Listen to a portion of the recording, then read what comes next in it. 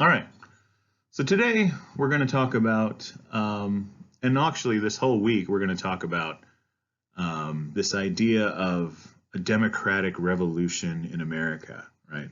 This idea of democracy and equality and all of those other things that we've been discussing. But we're going to show how this early period, about 1820 to 1844, really defined this idea of democracy and equality and how it, pervaded all aspects of American life. So let's get started. So basically, this democratic revolution was sort of defined by the expansion of the franchise, meaning more and more males, right, could vote. It used to be when the U.S. was founded that only white male landowners could vote. So those with some type of, land holdings, which equal wealth, could vote. But that changed, right? More and more states and territories started to allow regular people to vote, right? They got rid of these voting restrictions, right? They used this language of equality, and they said property qualifications were kind of tyrannical, right? Because they only let rich people vote. They only endowed the rich with the right to vote. So anyway, all these states, they started to accept a more broad franchise, right?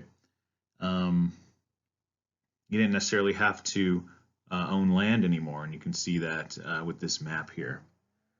But anyway, these new voters, a lot of these people were, they were poor. Obviously, they were still white and they were still male. Women could not vote. People of color could not vote. But still, now poor whites could vote. And they're going to kind of change politics. They're going to reject candidates who dress and act like the elite, right? They're going to elect people who dressed like they did, like in simple clothes. They're going to, endorse candidates who maybe didn't have a lot of money. And so, a lot of these, not elites, not rich people, a lot of middling men were elected to local and state offices. And so by the mid-1820s, a lot of states had given the vote to all white men. And all they needed to do was pay taxes, right? They didn't need to own any property. And so the expansion of the vote is a big part of this idea of a democratic revolution. Now, let's talk about political parties at the time, because, people like George Washington and before, people around that era, they had condemned political parties. They said they were dangerous, right? And we've talked about this in class, that political parties would only lead to, they do what's in the interest of the party and not what's in the interest to the people. And that should sound familiar to you nowadays.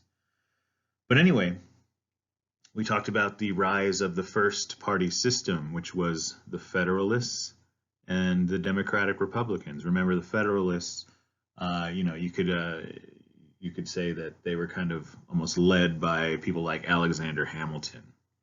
The Democratic Republicans were led by people like Thomas Jefferson. But anyway, after the War of 1812, the Federalists disappeared, okay? And so only one party was left, and that's the Democratic Republicans. And that was sort of Jefferson's party, right? Sort of small government, believed in, a nation of farmers, things like that.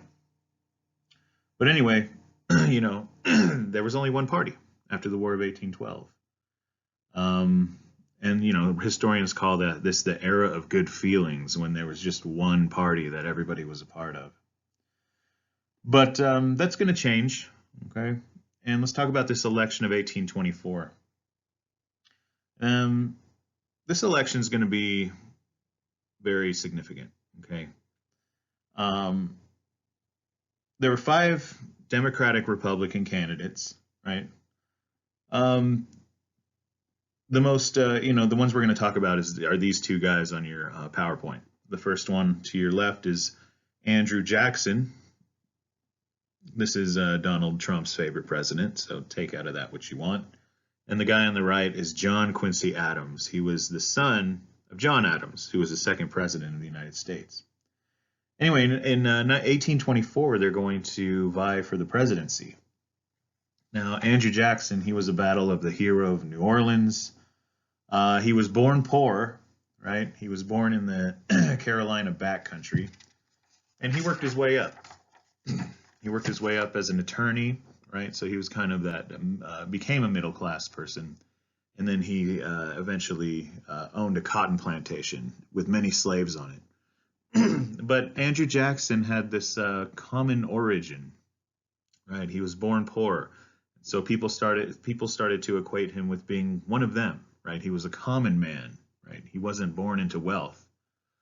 And that was very different from John Quincy Adams, who was born into wealth. He was, he was the son of a president. He spent a lot of years in Europe and so on. But anyway, none of the candidates in the 1824 election received a majority of the vote. And so the House of Representatives would have to choose a president. Okay. And the election is going to come down to these two guys. Anyway, former nominee Henry Clay, he actually backed Adams. And all of his supporters went to Adams. And Adams gave him the role of Secretary of State. And so that's kind of like a stepping stone to the presidency. So John Quincy Adams said Henry Clay could be Secretary of State if he backed him for president. And that's what happened. And so John Quincy Adams is going to win this election. And Jackson didn't like that. He called this the corrupt bargain between Henry Clay and John Quincy Adams. Anyway, this led to a lot of bad blood between the two men that's going to last long into the future. But let's talk about John Quincy Adams' presidency. So this guy, President Adams, he's going to call for a bold national leadership, right? He's going to call for big government, right? He's a big government guy. He believes that the federal government can do a lot for, your average American. First of all, he's going to call for the establishment of a national university run by the United States. He's going to want for the federal government to pay for scientific explorations. He's going to want the federal government to pay for roads and bridges, and even, the national bank that we've been talking about. So he believes in a lot of, big government ideas that the government can pay for all of these things. And a lot of people welcome these proposals, especially those in the Northeast, right? The big cities, these big growing industrial cities. They thought Adams' proposals were good. But in the rural South, he had very, very little support. Okay. These small Southern landowners, they feared a big government. And this idea goes back to the American Revolution, right? They don't want government to be too big, or else, it could lead to tyranny. Anyway, Adams wanted to use all this government money to fund all these things. And, a lot of people, especially in the South, believe that these policies were unconstitutional, right? You can't use the government to fund, roads and bridges and all this. But anyway, Adams is going to enact a tariff, right? It's kind of a tax on goods that are being imported into the United States. And this tariff is going to enrage the South, right? They thought they didn't need a tariff. And it actually ended up costing Southern planters about $100 million a year. So this tariff of 1828 became a big point of contention. And a lot of people blamed Adams for losing a lot of money on this tariff. But they also criticized Adams for his Indian policy. John Quincy Adams was a deeply moral man who believed that the land rights of Native Americans should be protected, which was kind of strange back then. You don't see a lot of that. And so a lot of people believed he was on the side of Indians rather than Americans, right? And John Quincy Adams was very, very anti-slavery too. He would become one of the most, vocal uh, opponents of slavery in the upcoming years. Anyway, so John Quincy Adams, he wasn't very popular, okay, due to a lot of these big government ideas. So in 1828, Andrew Jackson, he's going to run for the presidency again. And he's going to orchestrate this massive publicity campaign. He held these parades, these barbecues, and he basically tried to play up his frontier origin, play up as a his play up his self-made man sort of identity. And so a lot of people were drawn to that, right? Because most white males could vote now. Anyway, the followers of Jackson, they're going to split off from this Democratic Republican Party, and they're going to call themselves just Democrats. Okay, it's a name that conveyed sort of their egalitarian message or message of equality, and this is the same Democratic Party that we know today. So Jackson and his followers are the first ones to sort of split off from the Democratic Republicans and just call themselves Democrats. So now you're back to having two political parties in the U.S. But anyway, Jackson had a message of equal rights and equality, and it appealed to a lot of people.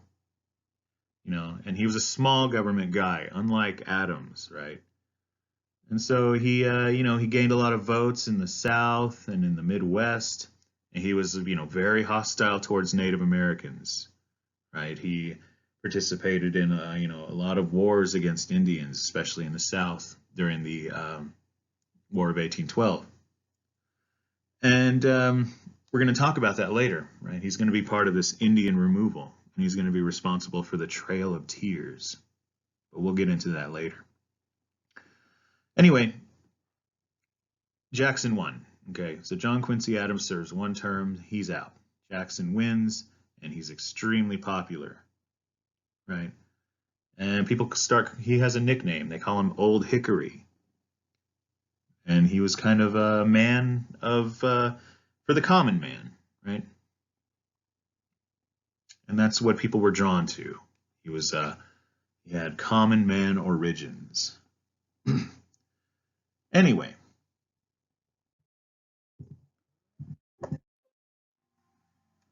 Well, you don't need to know that just yet. But we'll stop there for now. So just know that Jackson is going to become very, very popular, and he's going to basically transform the presidency. He's going to transform the presidency itself.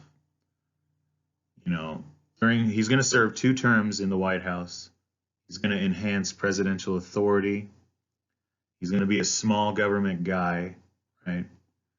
He's not going to use any federal funds for, building of anything, right? Roads, bridges, any of that. But, this Democratic Party is going to just grow in popularity. He's going to use the presidential veto, right? More than any president in history. He's going to veto improvement bills that, they want to, a lot of government officials want to build roads, build bridges, and build other things with government funds, and he's going to veto that. And so a lot of people are going to sort of equate him as a tyrant, just using the presidential veto as he wished. And